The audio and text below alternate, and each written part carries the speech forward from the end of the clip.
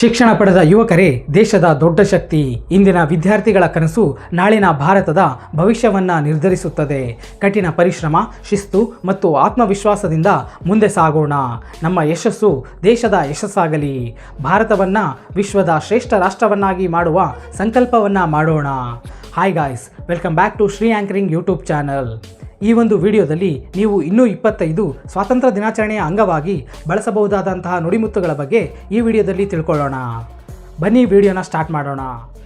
ನಿಮಗೆ ಈ ಒಂದು ವಿಡಿಯೋ ಇಷ್ಟವಾದಲ್ಲಿ ತಪ್ಪದೇ ಒಂದು ಲೈಕ್ ಮಾಡಿ. ನಮ್ಮ ದೇಶದ ಧ್ವಜದಲ್ಲಿ 3 ಬಣ್ಣಗಳಿವೆ. 3 ಬಣ್ಣಗಳು 3 ಸಂದೇಶಗಳನ್ನು ನೀಡುತ್ತವೆ. ತ್ಯಾಗ, ಶಾಂತಿ ಮತ್ತು ಸಮೃದ್ಧಿಯ ಮಾರ್ಗದಲ್ಲಿ ನಡೆಯಲು ಪ್ರೇರೇಪಿಸುತ್ತವೆ. ಅಶೋಕ ಚಕ್ರವು ನಿರಂತರ ಪ್ರಗತಿಯ ಸಂಕೇತವಾಗಿದೆ. ನಾವು ಸದಾ ಮುಂದೆ ಸಾಗುವ ಭಾರತವನ್ನು ನಿರ್ಮಿಸೋಣ. ಅಂತಹ ಮಹತ್ವವಾದ ತ್ರಿವರ್ಣ ಧ್ವಜಕ್ಕೆ ನಾವು ಗೌರವವನ್ನು ಸಲ್ಲಿಸೋಣ. ದೇಶಪ್ರೇಮವೆಂದರೆ ಕೇವಲ ಒಂದು ದಿನದ ಭಾವನೆಯಲ್ಲ, ಪ್ರತಿದಿನದ ಕಾರ್ಯಗಳಲ್ಲಿ ಕಾಣಿಸುವ ಒಂದು ಜವಾಬ್ದಾರಿ. ಸ್ವಚ್ಛತೆ, ಪ್ರಾಮಾಣಿಕತೆ ಮತ್ತು ಸಹಕಾರದಿಂದ ದೇಶವನ್ನು ಬೆಳೆಸೋಣ. ನಮ್ಮ ಸಣ್ಣ ಸಣ್ಣ ಒಳ್ಳೆಯ ಕಾರ್ಯಗಳೇ ದೊಡ್ಡ ಬದಲಾವಣೆಯನ್ನು ತರುತ್ತವೆ. ಭಾರತದ ಹೆಮ್ಮೆಯನ್ನು ಹೆಚ್ಚಿಸುವ ನಾಗರಿಕರಾಗೋಣ. ಸ್ವಾತಂತ್ರ್ಯದ ಹಾದಿ ಸುಲಭವಾಗಿ ಇರಲಿಲ್ಲ, ಆದರೆ ನಮ್ಮ ವೀರ ಯೋಧರ ಧೈರ್ಯವು ಅಸಾಧ್ಯವನ್ನು ಸಾಧ್ಯವಾಗಿಸಿತು. ಅವರ ತ್ಯಾಗದಿಂದ ಪಡೆದ ಸ್ವಾತಂತ್ರ್ಯವನ್ನು ನಾವು ಕಾಪಾಡಬೇಕು. ದೇಶದ ಗೌರವವೇ ನಮ್ಮ ಗೌರವ ಎಂದು ಭಾವಿಸೋಣ. ಭಾರತ ಮಾತೆಗೆ ಸದಾ ಗೌರವವನ್ನು ಸಲ್ಲಿಸೋಣ. ಇಂದು ನಾವು ಆಚರಿಸುತ್ತಿರುವ ಈ ಸ್ವತಂತ್ರೋತ್ಸವ ನಮ್ಮಲ್ಲಿ ಹೊಸ ಉತ್ಸಾಹ, ಹೊಸ ಸಂಕಲ್ಪವನ್ನು ಮೂಡಿಸಲಿ. ನಮ್ಮ ವೀರರ ಕನಸಿನ ಭಾರತ ನಿರ್ಮಿಸಲು ಕೈಜೋಡಿಸೋಣ. ದೇಶದ ಹೆಮ್ಮೆ, ಏಕತೆ ಮತ್ತು ಗೌರವವನ್ನು ಸದಾ ಕಾಪಾಡೋಣ. ನಮ್ಮ ಹೃದಯದಲ್ಲಿ ಒಂದೇ ಧ್ವನಿ ಮೊಳಗಲಿ. ವಂದೇ ಮಾತರಂ, ಜೈ ಹಿಂದ್. ಇಂದು ನಾವು ಸ್ವಾತಂತ್ರ್ಯ ಎಂಬುವ ಆಕಾಶದಡಿ ನಿಂತಿದ್ದೇವೆ, ಆದರೆ ಈ ಸ್ವಾತಂತ್ರ್ಯದ ಹಿಂದೆ ಅನೇಕ ವೀರ ಯೋಧರ ಹೋರಾಟವಿದೆ. ಅವರ ತ್ಯಾಗ ಮತ್ತು ಬಲಿದಾನದಿಂದಲೇ ನಮ್ಮ ಕನಸುಗಳಿಗೆ ರೆಕ್ಕೆ ಬಂದಿವೆ. ಆ ಮಹಾನ್ ಆತ್ಮಗಳ ಸ್ಮರಣೆಯೊಂದಿಗೆ ಈ ಪವಿತ್ರ ದಿನವನ್ನು ಹೆಮ್ಮೆಯಿಂದ ಆಚರಿಸೋಣ. ಸ್ವತಂತ್ರದ ಕಥೆ ಎಂದರೆ ಕೇವಲ ಇತಿಹಾಸದ ಪುಟಗಳಲ್ಲಿ ಅಲ್ಲ, ಅದು ಧೈರ್ಯ, ತ್ಯಾಗ ಮತ್ತು ದೇಶಪ್ರೇಮದ ಜೀವಂತ ಪಾಠ. ಪ್ರತಿಯೊಬ್ಬ ಭಾರತೀಯನ ಹೃದಯದಲ್ಲಿ ದೇಶಪ್ರೇಮದ ಗೌರವವಿರಲಿ. ನಮ್ಮ ಕಾರ್ಯಗಳು ಭಾರತವನ್ನು ಹೆಮ್ಮೆ ಪಡುವಂತೆ ಮಾಡಲಿ. ಇದೇ ನಮ್ಮ ವೀರರಿಗೆ ಸಲ್ಲಿಸುವ ನಿಜವಾದ ಗೌರವ. ಮಹಾತ್ಮ ಗಾಂಧೀಜಿಯವರ ಸತ್ಯ ಮತ್ತು ಅಹಿಂಸೆಯ ಮಾರ್ಗ, ಭಗತ್ ಸಿಂಗ್ ಅವರ ಧೈರ್ಯ, ನೇತಾಜಿ ಸುಭಾಷ್ ಚಂದ್ರ ಬೋಸ್ ಅವರ ಶೌರ್ಯ ಇವೆಲ್ಲವೂ ನಮ್ಮ ದೇಶದ ಅಮೂಲ್ಯ ಪರಂಪರೆ. ಅವರ ಆದರ್ಶಗಳನ್ನು ಜೀವನದಲ್ಲಿ ಅಳವಡಿಸಿಕೊಳ್ಳೋಣ. ಸ್ವಾತಂತ್ರ್ಯ ಎಂಬ ಪದದಲ್ಲಿ ಸಾವಿರಾರು ಕನಸುಗಳಿವೆ, ಅದರ ಹಿಂದೆ ಲಕ್ಷಾಂತರ ಜನರ ಹೋರಾಟವಿದೆ. ನಾವು ಇಂದು ಅನುಭವಿಸುತ್ತಿರುವ ಪ್ರತಿಯೊಂದು ಸ್ವಾತಂತ್ರ್ಯವೂ ನಮ್ಮ ಪೂರ್ವಜರ ತ್ಯಾಗದ ಫಲವಾಗಿದೆ. ಅವರನ್ನು ಸದಾ ಗೌರವಿಸುವುದು, ನೆನೆಯುವುದು ನಮ್ಮ ಆದ್ಯ ಕರ್ತವ್ಯವಾಗಿದೆ. ಭಾರತದ ಶಕ್ತಿ ನಮ್ಮ ಯುವಕರಲ್ಲಿದೆ. ಯುವಕರ ಕನಸುಗಳು ದೊಡ್ಡದಾಗಿರಲಿ. ದೇಶದ ಭವಿಷ್ಯವು ದೊಡ್ಡದಾಗಿರುತ್ತದೆ. ಜ್ಞಾನ, ಪರಿಶ್ರಮ ಮತ್ತು ಪ್ರಾಮಾಣಿಕತೆಯಿಂದ ಹೊಸ ಭಾರತ ನಿರ್ಮಾಣವನ್ನು ಮಾಡೋಣ. ದೇಶದ ಗಡಿಯಲ್ಲಿ ಸೈನಿಕರು ಕಾವಲು ಕಾಯುತ್ತಾರೆ. ರೈತರು ನಮ್ಮ ಹೊಟ್ಟೆಯನ್ನು ತುಂಬಿಸುತ್ತಾರೆ. ಶಿಕ್ಷಕರು ನಮ್ಮ ಭವಿಷ್ಯವನ್ನು ರೂಪಿಸುತ್ತಾರೆ. ಇಂತಹ ಮಹಾನ್ ಸೇವೆಗಳಿಗೆ ಗೌರವ ಸಲ್ಲಿಸೋಣ. ಭಾರತದ ಪ್ರತಿಯೊಬ್ಬ ನಾಗರಿಕನಿಗೂ ನಮ್ಮ ನಮನಗಳು.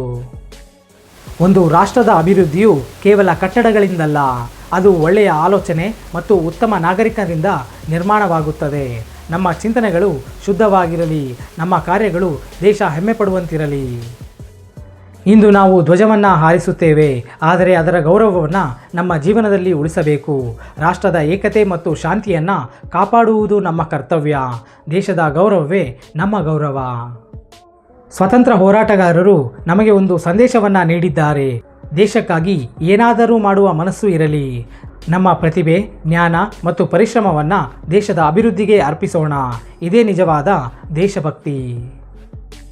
ಇಂದು ನಾವು ಹೆಮ್ಮೆಯಿಂದ ಹೇಳೋಣ, ನಾವೆಲ್ಲರೂ ಭಾರತೀಯರು ಎಂದು.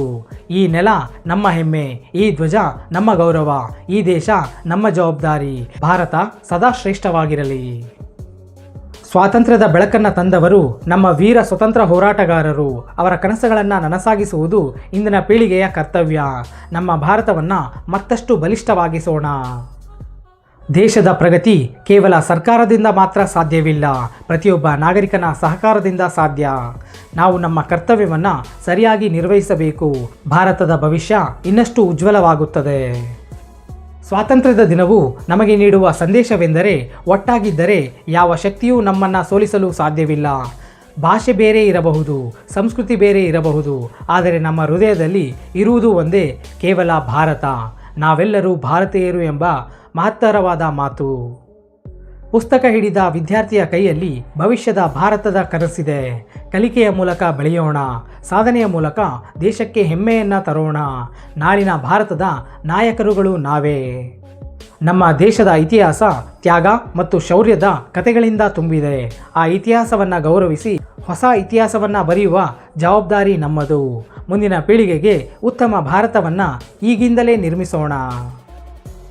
ದೇಶಭಕ್ತಿ ಎಂದರೆ ಕೇವಲ ತ್ರಿವರ್ಣ ಧ್ವಜವನ್ನು ಹಿಡಿಯುವುದು ಅಲ್ಲ, ದೇಶದ ಸಮಸ್ಯೆಗಳಿಗೆ ಪರಿಹಾರ ಹುಡುಕುವ ಮನಸ್ಸು ಹೊಂದಿರುವುದು, ಸಮಾಜದ ಒಳಿತಿಗೆ ದುಡಿಯುವುದು.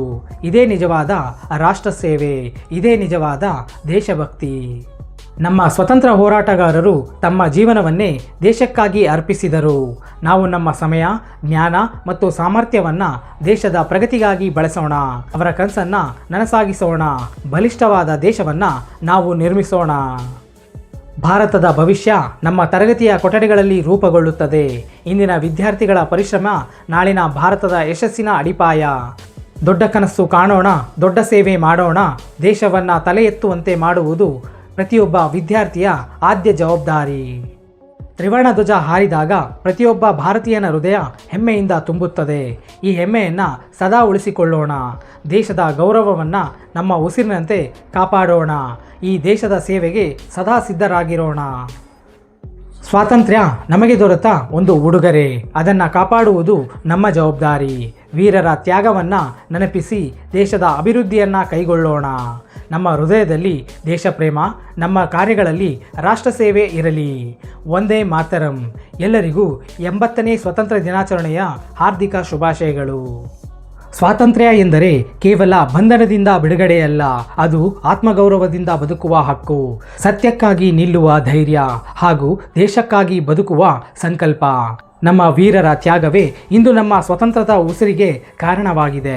ಆ ಮಹನೀಯರ ತ್ಯಾಗಕ್ಕೆ ತಲೆಬಾಗಿ ಗೌರವ ಸಲ್ಲಿಸೋಣ.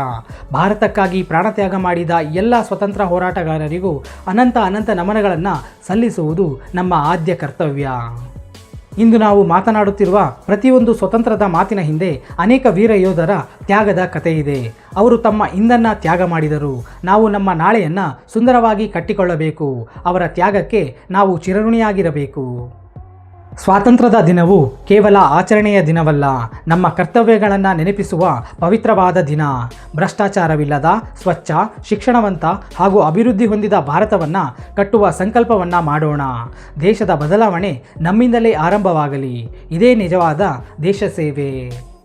ನೋಡಿದ್ರಲ್ಲ ಸ್ನೇಹಿತರೆ, ಇವಿಷ್ಟು 25 ದೇಶಭಕ್ತಿಯ ರಾಷ್ಟ್ರ ಸೇವೆಯ ನುಡಿಮುತ್ತುಗಳು ಆಗಿದ್ದವು. ಇವುಗಳನ್ನು ನೀವು ಸ್ವಾತಂತ್ರ್ಯ ದಿನಾಚರಣೆ ಅಥವಾ ಗಣರಾಜ್ಯೋತ್ಸವ ದಿನದಂದು ಬಳಸಲು ಸೂಕ್ತವಾಗಿವೆ. ಇವುಗಳನ್ನು ನೀವು ನಿರೂಪಣೆ, ಭಾಷಣ, ಪ್ರಬಂಧಗಳಲ್ಲಿ ಬಳಸಬಹುದು. ಈ ಒಂದು ವಿಡಿಯೋ ನಿಮಗೆ ಇಷ್ಟವಾದಲ್ಲಿ ತಪ್ಪದೇ ಒಂದು ಲೈಕ್ ಮಾಡಿ. ಹಾಗೆ ಈ ವಿಡಿಯೋವನ್ನು ನಿಮಗೆ ಗೊತ್ತಿರುವಂತಹ ವಿದ್ಯಾರ್ಥಿಗಳು ಅಥವಾ ಶಿಕ್ಷಕರಿಗೆ ಶೇರ್ ಮಾಡಿ. ಇದೇ ರೀತಿಯ ವಿಡಿಯೋಗಳಿಗಾಗಿ ಕೆಳಗೆ ಕಾಣುತ್ತಿರುವ ಸಬ್ಸ್ಕ್ರೈಬ್ ಬಟನ್ ಮೇಲೆ ಕ್ಲಿಕ್ ಮಾಡಿ, ಪಕ್ಕದಲ್ಲಿ ಬರುವ ಬೆಲ್ ಐಕಾನ್ ಮೇಲೆ ಕ್ಲಿಕ್ ಮಾಡಿ ಆಲ್ ಅಂತ ಸೇವ್ ಮಾಡಿ. ಇದರಿಂದ ನಾವು ಯಾವುದೇ ವಿಡಿಯೋ ಅಪ್ಲೋಡ್ ಮಾಡಿದರೂ ಮೊದಲ ನೋಟಿಫಿಕೇಶನ್ ನಿಮಗೆ ಬರುತ್ತೆ. See you in the another interesting video. Until then, bye bye.